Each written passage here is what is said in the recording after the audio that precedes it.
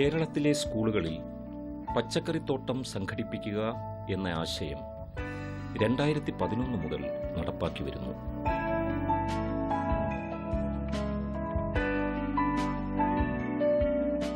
എന്നാൽ സ്കൂൾ പച്ചക്കറിത്തോട്ടത്തിന്റെ വിജയം ഉൾക്കൊണ്ടുകൊണ്ട് 2015 ഓഗസ്റ്റ് മുതൽ സ്ഥാപന കൃഷി എന്ന് പുനർനാമകരണം ചെയ്ത് ഗവൺമെന്റ് ഇത് പ്രാബല്യത്തിൽ കൊണ്ടുവന്നു.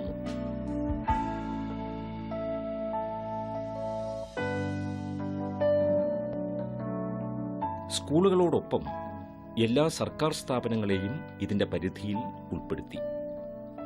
പല സ്ഥാപനങ്ങളും ഇത് പ്രാവർത്തികമാക്കുകയും ചെയ്തു. അങ്ങനെ പ്രാവർത്തികമാക്കി വിജയം വരിച്ച 2 സ്ഥാപനങ്ങളെയാണ് ഇന്ന് പരിചയപ്പെടുത്തുന്നത്. ഇടുക്കി ജില്ലയിൽ ഇടവെട്ടി ഗ്രാമപഞ്ചായത്തിലെ Kallanikkal saint George higher secondary സ്കൂളിലെ പച്ചക്കറിത്തോട്ടം.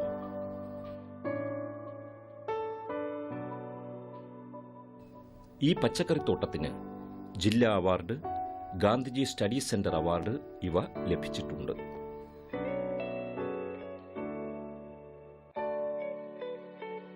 ഇവിടുത്തെ അധ്യാപകന് മികച്ച കർഷക അധ്യാപകനായും വിദ്യാർത്ഥിക്ക് കുട്ടി കർഷകനായുമുള്ള അവാർഡും ലഭിച്ചിട്ടുണ്ട്.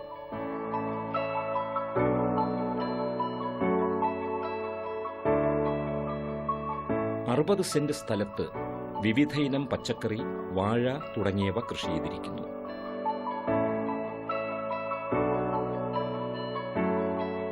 മണ്ണിര കമ്പോസ്റ്റ്, മീൻകുളം, അക്വാപോണിക്സ്, രക്തശാലി ഇനം നെല്ല് തുടങ്ങിയവയും ഇവിടെ പരിപാലിച്ചു പോരുന്നു.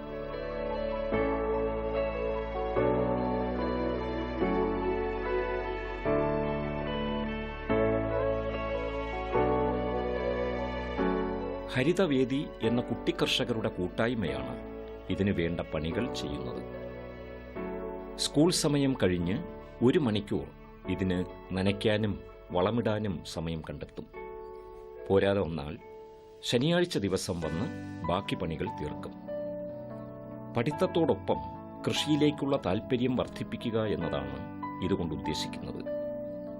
ഈ ഉദ്ദേശം പല രക്ഷാകർത്താക്കളെയും ഇതിലേക്ക് ആകർഷിക്കുകയും അവരവരുടെ വീടുകളിൽ ചെറിയ രീതിയിലാണെങ്കിലും കൃഷി തുടങ്ങുകയും ചെയ്തു എന്നത് ഒരു നേട്ടമാണ്.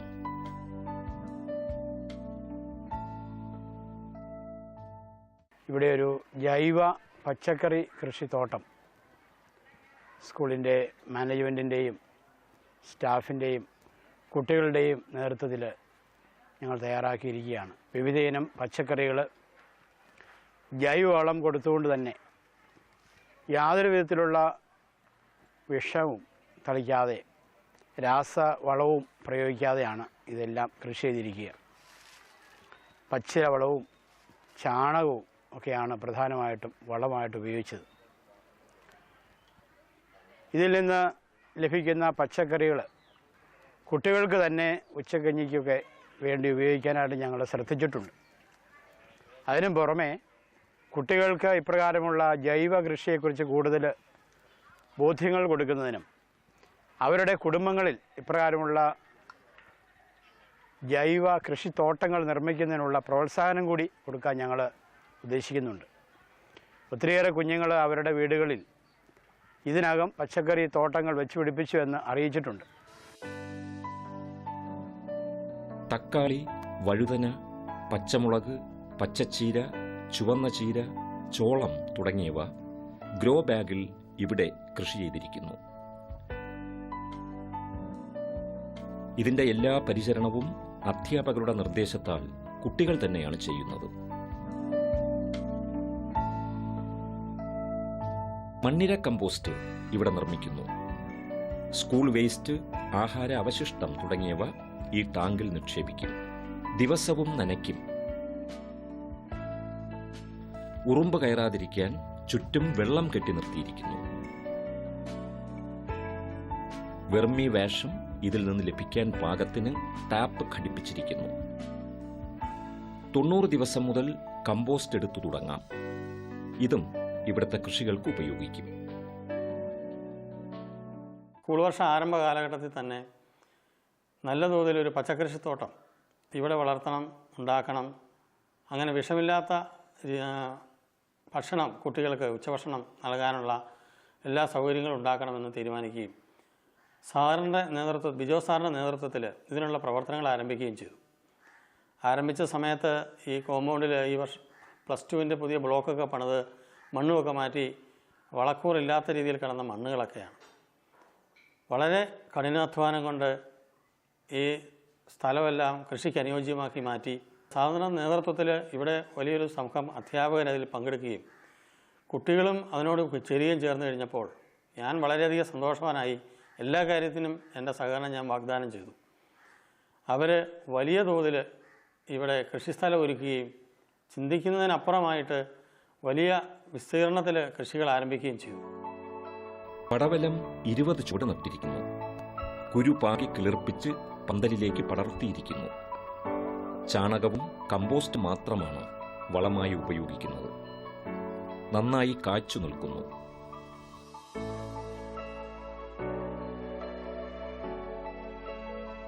പത്തടി നീളമുള്ള പടവലങ്ങ മുറിച്ചെടുത്ത് ഗാന്ധിജി സ്റ്റഡി സെന്ററിന്റെ എക്സിബിഷനിൽ പ്രദർശിപ്പിക്കുകയും അവാർഡ് കിട്ടുകയും ചെയ്തു.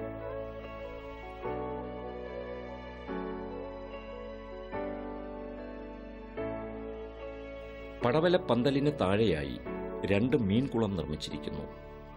പടുതാക്കുളമാണ്. നട്ടറും നൈനോട്ടിക്കയുമാണ് ഇപ്പോൾ ഇതിലുള്ളത്. ഇപ്പോൾ 4 മാസം വളർച്ചയായതാണ്.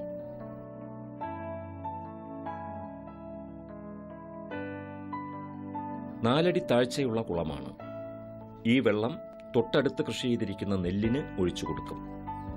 മത്സ്യവിസർജ്യത്തിൽ ധാരാളം അമോണിയ ഉള്ളതുകൊണ്ട് നെല്ലിന് ഈ വെള്ളം ഗുണം ചെയ്യും. കഴിഞ്ഞ 6 മാസത്തെ പ്രയത്നഫലമായി ഇടുക്കി ജില്ലയിലെ ഏറ്റവും ശ്രദ്ധേയമായ പച്ചക്കറി കൃഷി പ്രോത്സാഹനത്തിൽ ഏറ്റവും മികച്ച പ്രവർത്തനം കാഴ്ചവെക്കുന്ന ഈ സ്കൂളിൻ്റെ കാര്യം ഇന്ന് ജില്ലയിൽ മുഴുവനും തന്നെ സംസാര വിഷയമാണ്.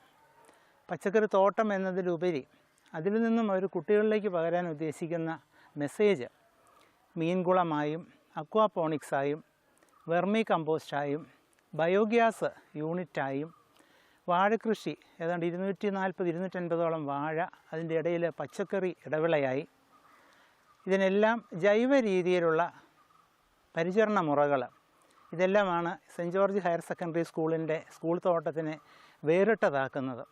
കഴിഞ്ഞ 6 മാസത്തിന് മുമ്പ് പുതിയതായി എത്തിയ പ്രിൻസിപ്പൽ സാറ് ഗർവാസി സാറും ബിജോ അഗസ്റ്റിൻ സാറും യാദൃശികമായി കൃഷിഭവനിൽ വന്നു. അവരുടെ കൃഷിയോടുള്ള അവരുടെ താല്പര്യം മനസ്സിലാക്കി അന്നു മുതൽ കൃഷിഭവനും സെൻറ്റ് ജോർജ് ഹയർ സെക്കൻഡറി സ്കൂളും ഏതാണ്ട് വളരെ സമാന രീതിയിൽ ചിന്തിക്കുവാൻ തുടങ്ങി, പ്രവർത്തിക്കുവാൻ തുടങ്ങി. കുട്ടികൾക്ക് ആവശ്യമായിട്ടുള്ള പരിശീലന ക്ലാസ്സുകൾ നൽകി. കൃഷി വകുപ്പിന് സാധ്യമായ രീതിയിലുള്ള സാമ്പത്തിക സഹായങ്ങളെല്ലാം ഞങ്ങൾ അവർക്ക് നൽകിയിട്ടുണ്ട്. അക്വാപോണിക്സ് കുട്ടികളെ ആകർഷിക്കുന്ന മറ്റൊരിനമാണ്. ഒരു പ്ലാസ്റ്റിക് വീപ്പ 2ആയി പിളർന്ന് ചെറിയ കല്ലുകൾ നിറച്ചു വെച്ചിരിക്കുന്നു.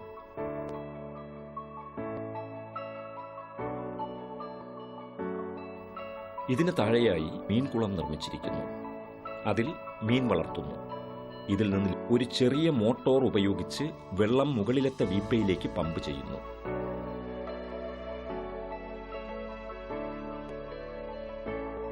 അവിടെ വെച്ച് വെള്ളം അരിച്ച് ശുദ്ധീകരിച്ച് വീണ്ടും ടാങ്കിലേക്ക് വീഴുന്നു.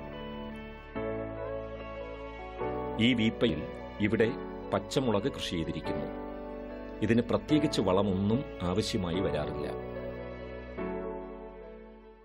ഞങ്ങൾ കുട്ടികൾ കൃഷിയിൽ കൂടുതൽ ആകർഷകരാകുകയും ഞങ്ങളുടെ സ്വന്തം വീടുകളിൽ പോയി ഇത് ചെയ്യുകയും ചെയ്തിട്ടുണ്ട്. ബാക്കിയുള്ള എല്ലാ പണികൾ ചെയ്യുന്ന കാര്യങ്ങളിലാണെങ്കിൽ തന്നെ കുട്ടികൾ അവധി ദിവസങ്ങളിലാണെങ്കിൽ പോലും വന്ന് വളരെ താല്പര്യപൂർവ്വം ഞങ്ങളെല്ലാവരും ഇവിടെ പണി ചെയ്യുകയും നല്ല രീതിയിൽ തന്നെ കൃഷി ചെയ്യാൻ താല്പര്യരാകുകയും ചെയ്യുന്നുണ്ട്.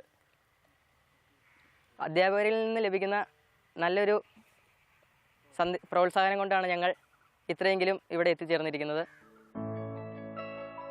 ബ്രോക്കോളി, കാബേജ്, കോളിഫ്ലവർ തുടങ്ങിയ ശീതകാല പച്ചക്കറികളും ഇവിടെ കൃഷി ചെയ്തിരിക്കുന്നു. പച്ചക്കറികളൊന്നും പുറത്തു കൊടുക്കാറില്ല. സ്കൂൾ ആവശ്യത്തിന് ഉപയോഗിക്കുന്നു.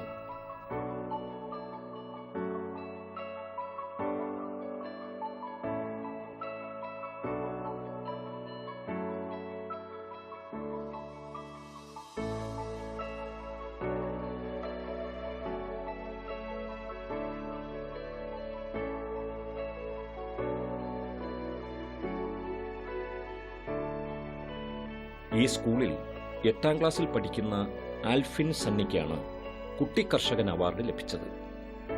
ഈ കുട്ടിയുടെ വീട്ടിലും പയറ്, പാവൽ, വെണ്ട, ഇഞ്ചി തുടങ്ങിയവ കൃഷി ചെയ്തിരിക്കുന്നു. സെൻറ് ജോർജ് ഹയർ സെക്കൻഡറി സ്കൂളിൽ തുടർന്നുകൊണ്ടിരിക്കുന്ന ഹരിതവേദി ക്ലബ്ബിലെ ഒരു വിദ്യാർത്ഥിയാണ് ഞാൻ. ഹരിതവേദി ക്ലബ്ബിലെ പറഞ്ഞു തരുന്ന പാഠങ്ങളും അനുസരിച്ച് ഞാൻ എൻ്റെ വീട്ടിലും കൃഷി ചെയ്യുന്നു. പ്രധാന വിളകളായി പയറ്, വെണ്ട അങ്ങനെ മുതലായവ പല സൈസിലുണ്ട്. 20ഓളം പച്ചക്കറി ഇനങ്ങളാണ് എൻ്റെ വീട്ടിൽ കൃഷി ചെയ്തിരിക്കുന്നത്. പൂർണ്ണമായി ജൈവ രീതിയിലാണ് ഞാൻ കൃഷി ചെയ്തിരിക്കുന്നത്. എൻ്റെ അച്ഛൻ, അമ്മ, അനിയത്തി, അനിയൻ ഇവരെല്ലാവരുടെയും സപ്പോർട്ട് കൊണ്ടാണ് എനിക്ക് ജില്ലാ തലത്തിൽ മികച്ച കുട്ടി കർഷകനുള്ള അവാർഡ് ലഭിച്ചത്. രക്തശാലി ഇനം നെല്ലും 2 സെന്റിൽ കൃഷി ചെയ്തിരിക്കുന്നു.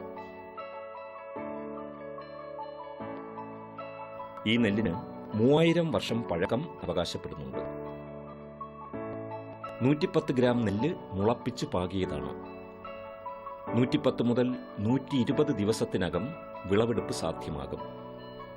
ഒരു ചുവട്ടിൽ നിന്ന് 8ഉം 10ഉം ചിനപ്പുകൾ പൊട്ടിയിരിക്കുന്നു.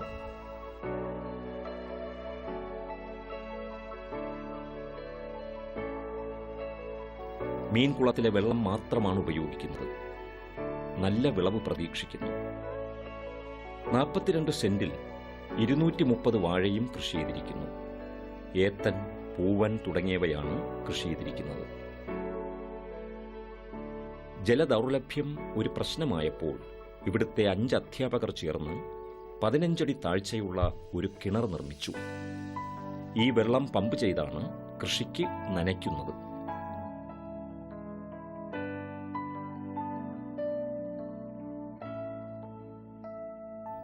വാഴയ്ക്ക് ഇടവിളയായി നിലക്കടല, കൂർക്ക, വഴുതന തുടങ്ങിയവയും കൃഷി ചെയ്തിരിക്കുന്നു. ഇവിടുത്തെ കൃഷികൾക്കെല്ലാം മാർഗനിർദ്ദേശം നൽകുന്ന അധ്യാപകനാണ് ബിജോ അഗസ്റ്റിൻ. അദ്ദേഹത്തിനാണ് കൃഷി അധ്യാപകനുള്ള അവാർഡും ലഭിച്ചത്. രക്തശാലി വളരെ അപൂർവമായ വിത്താണ്. മാത്രവുമല്ല എല്ലാവരിലേക്കും വ്യാപിപ്പിക്കുക എന്ന ഉദ്ദേശത്തോടെയാണ് ഞങ്ങളിവിടെ രക്തശാലി കൃഷി ചെയ്തിരിക്കുന്നത്. രക്തശാലിയുടെ വിത്ത് എല്ലാ ആളുകൾക്കും സൗജന്യമായിട്ട്, ആവശ്യക്കാർക്ക് സൗജന്യമായിട്ട് ഞങ്ങൾ കൊടുക്കാൻ വേണ്ടി ഒരു 3/4 ഏക്കർ പാടത്ത് മറ്റും കൃഷി ചെയ്യുന്നുണ്ട്. അപ്പോൾ ആ രീതിയിലാണ് ഈ നെൽവിത്ത് ഞങ്ങൾ നടത്തിക്കൊണ്ടിരുന്നത്. പിന്നെ അക്വാപോണിക്സ് നല്ല രീതിയിൽ തന്നെ നടത്തുന്നുണ്ട്. മീൻകുളത്തിലെ വെള്ളം ഉപയോഗിച്ചാണ് അക്വാപോണിക്സ് നടത്തിക്കൊണ്ടിരിക്കുന്നത്. അപ്പോൾ അക്വാപോണിക്സിന് വേണ്ടി ഞങ്ങളുടെ സജിത് ദാസ് എന്ന് പറയുന്ന സാറാണ് ഞങ്ങളിതിനെ ഹെൽപ്പ് ചെയ്തുകൊണ്ടിരിക്കുന്നത്. സജിത് സാറിൻ്റെ നേതൃത്വത്തിൽ ഞങ്ങൾ നല്ല രീതിയിൽ തന്നെ അക്വാപോണിക്സും സംഘടിപ്പിക്കുന്നുണ്ട്. മാത്രവുമല്ല, ഒരു മീൻകുളത്തിലെ വെള്ളം ഉപയോഗിച്ചിട്ടാണ് അക്വാപോണിക്സ് പ്രവർത്തിക്കുന്നതെങ്കിൽ അടുത്ത മീൻകുളത്തിലെ വെള്ളം ഞങ്ങൾ ഉപയോഗിക്കുന്നത് നെൽകൃഷിക്ക് വേണ്ടിയിട്ടാണ്. നെൽകൃഷിക്ക് വേണ്ടി മീൻകുളത്തിലെ വെള്ളം ഉപയോഗിക്കുമ്പോഴേക്കും അമോണിയ ഉള്ളതുകൊണ്ട് തന്നെ മറ്റു വളങ്ങൾ അധികമായിട്ട് ചേർക്കേണ്ടതില്ല. മാത്രവുമല്ല, നെല്ല് നല്ല രീതിയിൽ തന്നെ അത് വരുന്നുമുണ്ട്. അപ്പോൾ ആ രീതിയിൽ നല്ല ഒരു മികച്ച പ്രവർത്തനമാണ് നമ്മുടെ ഇവിടെ നടന്നുകൊണ്ടിരിക്കുന്നത്. മാത്രമല്ല, കൂട്ടായ്മയുടെ ഒരു പ്രവർത്തന ഫലമായിട്ടാണ് നമുക്കിവിടെ കിണർ കുഴിക്കാൻ സാധിച്ചത്. ഒരൊറ്റ ആളെ പോലും പണിക്ക് കൂട്ടാതെ എല്ലാ അധ്യാപകരും അനധ്യാപകരും ചേർന്ന് വളരെ നല്ല രീതിയിൽ തന്നെയാണ് നമ്മൾ ഈ കിണർ കുഴിച്ചത്. അതും വളരെ ഒരു മികച്ച നേട്ടമായിട്ട് തന്നെയാണ് എനിക്ക് തോന്നുന്നത്. വേറെ ഒരിടത്തും നടക്കുമെന്നുള്ള കാര്യം തന്നെ വളരെ സംശയമാണ്. ഇദ്ദേഹം സ്വന്തമായി 1 ഏക്കറിൽ രക്തശാലി നെല്ല് കൃഷി ചെയ്തിരിക്കുന്നു. ചെറിയ നെല്ലാണ്. ചെന്നെല്ല് എന്നൊരു പേരും ഇതിനുണ്ട്. ഇരുമ്പിന്റെ അംശവും ഫൈബറും രക്തശാലിയിൽ കൂടുതലുണ്ട് എന്ന് ഇദ്ദേഹം പറയുന്നു. സാധാരണക്കാർക്ക് കൃഷി ചെയ്താലും പണ്ട് കാലത്ത് ഈ നെല്ല് ഉപയോഗിക്കാൻ അവകാശമുണ്ടായിരുന്നില്ല എന്നും പറയപ്പെടുന്നു. അങ്ങനെ ഈ രക്തശാലി അപൂർവത്തിൽ അപൂർവമായി മാറി. ഇപ്പോൾ വയനാട്ടിലുള്ള രാമൻ എന്ന കർഷകനിൽ നിന്ന് പല ഭാഗത്തേക്കും ഇത് വ്യാപിച്ചു വരുന്നു.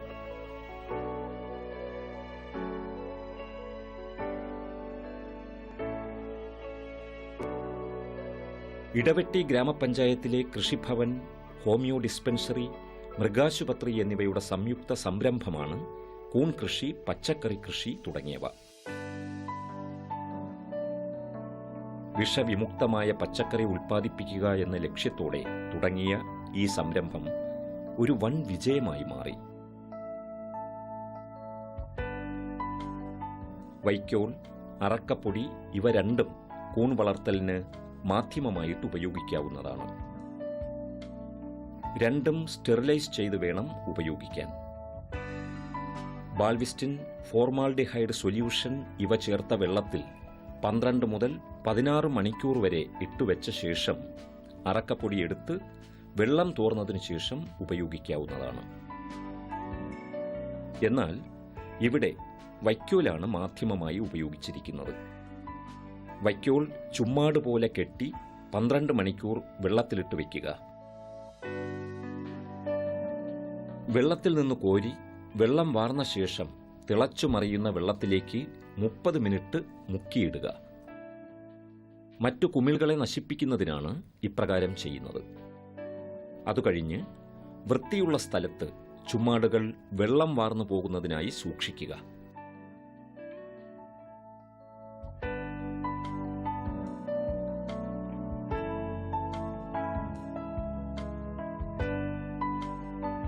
സുഷിരമിട്ട ഗേജ് കൂടിയ കവറിലേക്ക് കൂൺവിത്തുകൾ വിതറുക.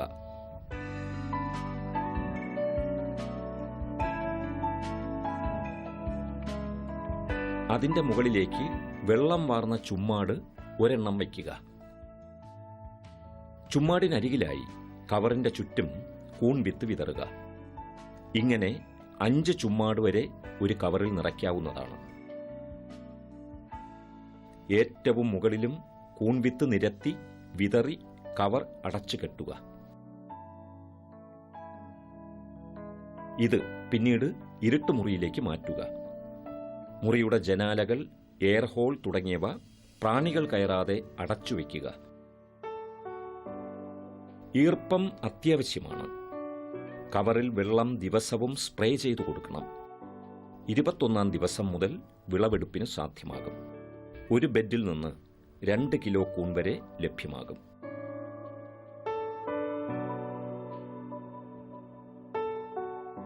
ഓഫീസ് സമയം കഴിഞ്ഞതിന് ശേഷം എല്ലാവരും ഇതിൽ പച്ചക്കറി കൃഷിയിൽ വ്യാപൃതരാകുകയാണ് ചെയ്യുന്നത്. എന്നാലും ജൈവ പച്ചക്കൃഷിയെക്കുറിച്ചുള്ള ആശയം ഇവിടെ വരുന്ന ജനങ്ങളിൽ എത്തിക്കുക എന്നുള്ളതാണ് നമ്മുടെ ഏറ്റവും പ്രധാനപ്പെട്ട ഒരു രീതിയിൽ കാണുന്നത്.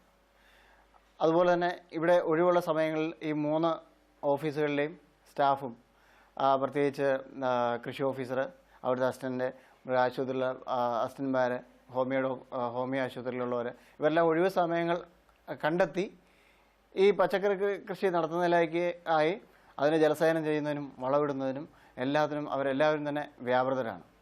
എല്ലാവർക്കും ഇത് ഞങ്ങൾ തുടങ്ങിയിട്ട് ഇപ്പോൾ ഏകദേശം 2 മാസം കഴിയുന്നു. ഈ 2 മാസത്തിനിടെ 2-3 മാസത്തിനിടയ്ക്ക് തന്നെ എല്ലാവർക്കും, ഞങ്ങൾ 10-15 പേരുണ്ട് ഇവിടെ ഓഫീസിൽ, എല്ലാവർക്കും വീട്ടിലേക്ക് അത്യാവശ്യമുള്ള പച്ചക്കറി ഞങ്ങൾ എല്ലാ ദിവസങ്ങളും കൊണ്ടുപോകുന്നുള്ളതാണ് ഇതിൻ്റെ രസകരമായ ഒരു. ഇപ്പോഴത്തെ പച്ചക്കറിയുടെ വിലയ്ക്കും അല്ലെങ്കിൽ എല്ലാം ഈ എന്താ പറയുക വിഷാംശം കലർന്ന പച്ചക്കറി എല്ലാവർക്കും ഒരു പേടി സ്വപ്നമാണ്. അതിൽ നിന്നെല്ലാം മുക്തി നേടാനും നല്ല പച്ചക്കറി ഇത് കാണാനും ഇത് പറിക്കാനും എല്ലാവർക്കും വിളവെടുക്കാനും തന്നെ ഒരു ഉത്സവ പ്രതീതിയാണ് ഇവിടെ ആ സമയങ്ങളിൽ ഉണ്ടാകുന്നത്. ഓഫീസ് കെട്ടിടത്തിന്റെ ചുറ്റുമുള്ള സ്ഥലം പച്ചക്കറി കൃഷിക്കായി ഉപയോഗിച്ചിരിക്കുന്നു. പാവൽ, പയർ, വെണ്ട, പച്ചമുളക് തുടങ്ങി ഒട്ടുമിക്ക പച്ചക്കറികളും കൃഷി ചെയ്തിട്ടുണ്ട്. സ്ഥാപന കൃഷി എന്ന സംരംഭം തുടങ്ങിയ ഓഗസ്റ്റിൽ തന്നെ ഇവിടെ കൃഷിയും തുടങ്ങി. ഇപ്പോൾ ആഴ്ചയിൽ 2 ദിവസം വീതം വിളവെടുപ്പ് നടത്തുന്നു. ഈ 3 ഓഫീസുകളിലെയും സ്ത്രീകളാണ് ഇതിനു വേണ്ട പരിചരണം കൂടുതലായി നടത്തുന്നത്. ഒഴിവു സമയങ്ങൾ ഫലപ്രദമായി ഇവിടെ പ്രയോജനപ്പെടുത്തുന്നു. അതിന്റെ പ്രയോജനം നല്ല പച്ചക്കറികളായി ലഭിക്കുന്നു. വൈകി വന്ന ആശയമാണെങ്കിലും ഇത് പ്രയോജനപ്പെടുത്തുന്ന ധാരാളം സർക്കാർ ഓഫീസുകൾ ഇന്ന് കേരളത്തിലുണ്ട്. എല്ലാ ഓഫീസുകളിലും ഇത് പ്രായോഗികമല്ലെങ്കിലും സാധിക്കുന്നിടത്തെല്ലാം തുടങ്ങി വൻ വിജയമാക്കിയാൽ ഭക്ഷ്യസുരക്ഷയിലേക്കുള്ള ദൂരം നന്നേ കുറയുമെന്നതിന് ഒരു സംശയവുമില്ല.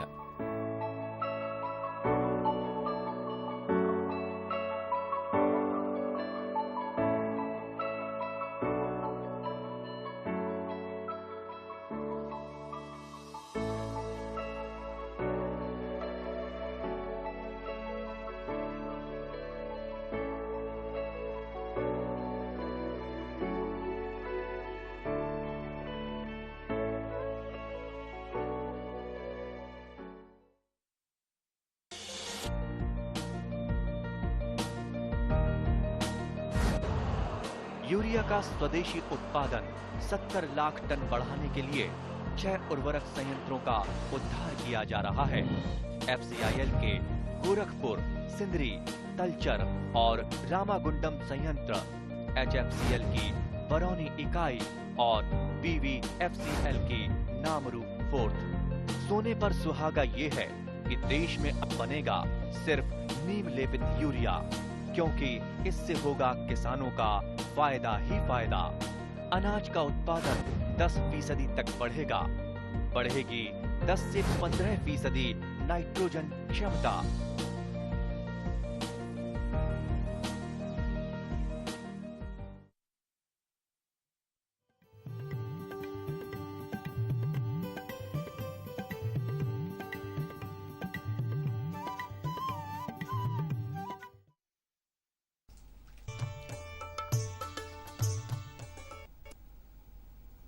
നമസ്കാരം. ദൂരദർശൻ കാർഷിക വാർത്തകളിലേക്ക് സ്വാഗതം. പ്രധാന വാർത്തകൾ. കശുമാവ് കൃഷിക്ക് ധനസഹായം. കണിക സ്പ്രിംഗ്ലർ ജലസേചന പദ്ധതിക്ക് സബ്സിഡി.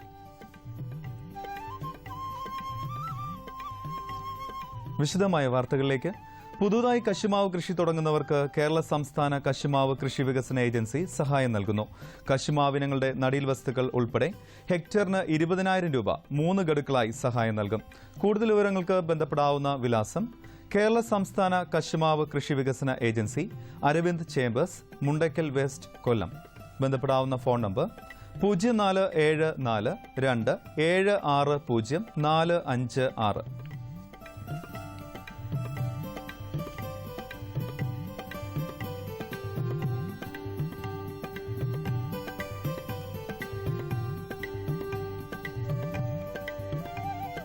കാർഷിക വിളകൾക്ക് കണിക ജലസേചനം, സ്പ്രിംഗ്ലർ ജലസേചനം എന്നിവ നടത്തുന്നതിന് പദ്ധതിയുടെ ആകെ ചെലവിന്റെ 45% സബ്സിഡി നൽകുന്നു. വിശദവിവരങ്ങൾക്ക് കൃഷിഭവനുകൾ, കൃഷി അസിസ്റ്റന്റ് ഡയറക്ടർ ഓഫീസ്, പ്രിൻസിപ്പൽ കൃഷി ഓഫീസ്, ജില്ലാ ഹോർട്ടിക്കൾച്ചർ മിഷൻ എന്നിവിടങ്ങളിൽ ബന്ധപ്പെടാവുന്നതാണ്. കൂടുതൽ വിവരങ്ങൾക്ക് ബന്ധപ്പെടാവുന്ന ഫോൺ നമ്പർ 949002 മറ്റൊരു ഫോൺ നമ്പർ 949002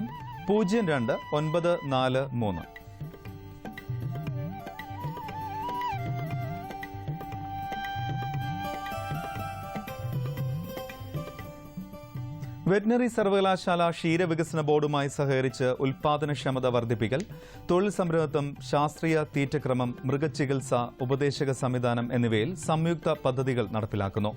കറവക്കാരുടെ ക്ഷാമം പരിഹരിക്കാനായി മിൽക്കോ ബൈക്ക് എന്ന പദ്ധതിയും നടപ്പിലാക്കും.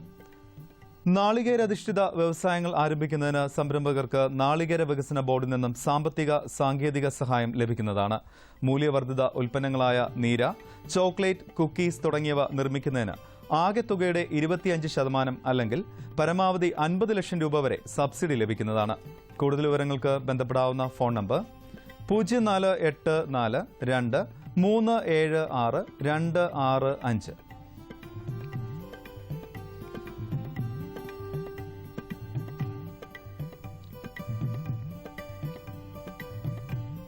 സംയോജിത മത്സ്യ നെൽകൃഷി പദ്ധതിയിൽ കർഷകർക്ക് ധനസഹായം നൽകുന്നു. അപേക്ഷാ ഫോറം അഡാക്കിന്റെ ഓഫീസുകളിൽ ലഭിക്കുന്നതാണ്. അപേക്ഷ ലഭിക്കേണ്ട അവസാന തീയതി ഈ മാസം 26.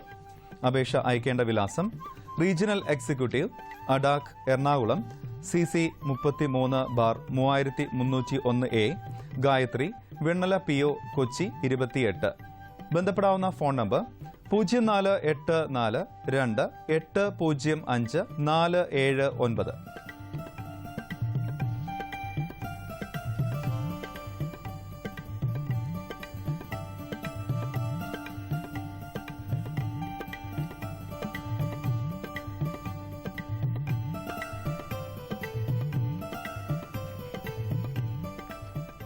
കേരള കാർഷിക സർവകലാശാലയുടെ മാടക്കത്തറ കശുമാവ് കൃഷി ഗവേഷണ കേന്ദ്രത്തിൽ നിന്നും കശുമാവിനങ്ങളുടെ ഗ്രാഫ്റ്റ് തൈകൾ ലഭിക്കുന്നതാണ്.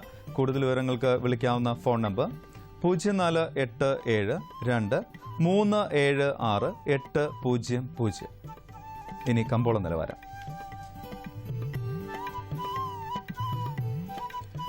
വെളിച്ചെണ്ണ കൊച്ചി ക്വിന്റലിന് 8400 രൂപ, കോഴിക്കോട് 9000, തൃശൂർ 8300, കൊപ്ര കൊച്ചി 5755, കോഴിക്കോട് 5950, തൃശൂർ 5790. കുരുമുളക് അൺഗാർബിൾഡ് 61200, ഗാർബിൾഡ് 64200. ചുക്ക് മീഡിയം 16750, ബെസ്റ്റ് 18250. മഞ്ഞൾ സേലം 11100, ഈറോഡിൽ 11300 രൂപ. അടയ്ക്ക പഴയത് 25500 രൂപ മുതൽ 26500 രൂപ വരെ. കൊച്ചി റബ്ബർ RSS 5ാം ഗ്രേഡ് 9000 രൂപ. Rubber RSS 4ാം grade 9350. Kottayam rubber RSS 5ാം grade 9000, rubber RSS 4ാം grade 9350 രൂപ. കമ്പോള നിലവാരം കൊച്ചിയിൽ വെളിച്ചെണ്ണ ക്വിൻ്റലിന് 8400 രൂപ, കൊപ്ര 5755, പിണ്ണാക്ക് എക്സ്പെല്ല 2100, റോട്ടറി 2400, കുരുമുളക് അൺഗാർബിൾഡ് 61200, ഗാർബിൾഡ് 64200, ചുക്ക് മീഡിയം 16750, ബെസ്റ്റ് 18250. അടയ്ക്ക പുതിയത് 20000 രൂപ മുതൽ 22500 രൂപ വരെ. ജാതിക്ക തൊണ്ടൻ കിലോഗ്രാമിന് 200 രൂപ മുതൽ 220 രൂപ വരെ. ജാതിക്ക തൊണ്ടില്ലാത്തത് 400 മുതൽ 430 വരെ. ജാതിപത്രി 650 മുതൽ 950 വരെ. ഗ്രാമ്പു 770 രൂപ. റബ്ബർ RSS 5ാം ഗ്രേഡ് ക്വിൻ്റലിന് 9000 രൂപ, റബ്ബർ RSS 4ാം ഗ്രേഡ് 9350, ഒട്ടുപാൽ 6100, ലാറ്റക്സ് 7500 രൂപ. കമ്പോള അവലോകനം.